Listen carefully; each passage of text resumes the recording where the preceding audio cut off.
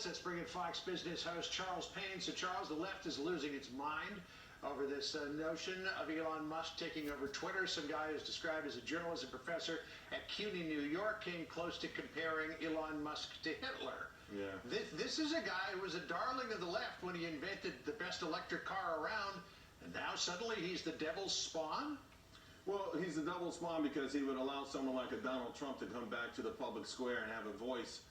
And that's really the hypocrisy of it all. You know, we've had billionaire after billionaire after billionaire over the last few years buy their own personal media companies, right? So Jeff Bezos buying the Washington Post, and then the Washington Post saying that this event could be cataclysmic. You know, Time Magazine, The Atlantic. I mean, the names go on. And as long as the ultra-liberals who are buying them, it's okay. As soon as Elon Musk, by the way, he's not saying he's buying it to only put in right-wing talking points, which is the irony here. Because those other publications, those other giant media publications, all promote left-wing at the expense of right-wing. So the hypocrisy is amazing. The irony is somewhat delicious, but it is dangerous too, John. And I think that's the most important thing.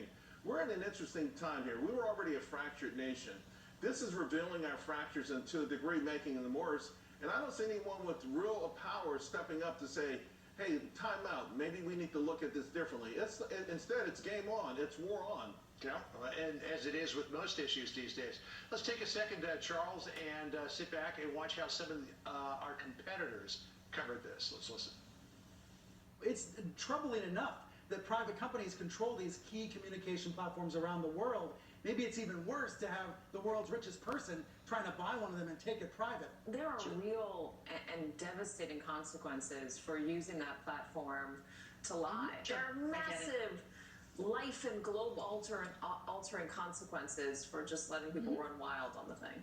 Well, a lot of people are already running pretty wild on that thing, and you know, if you want proof of that, just take a look at the comments section of my Twitter feed. But what he's really looking for here is just to have a fair and balanced perspective, that everybody who's got something to say can say it without being censored. Absolutely. Instead, you know, and maybe examples of censoring that had the consequences were the Hunter Biden story, or initially, you know, when the virus broke out, and anyone who would dare say came from China or call it the Wuhan virus, you know, they were shut down. And so, you know, I haven't heard any of these people. I don't think any of these folks ever came out and said this is absolutely wrong. So maybe they, you know, again, it's just so frustrating. I'm hoping that the masses, who are somewhat apolitical when it comes to some of these things, but believe in right and wrong, believe in the American ethos of fairness, maybe are the deciding factor here. I'm so happy that Elon Musk is doing this. Yeah, come on, Elon. Take the AMC challenge. Let's go. You know, now.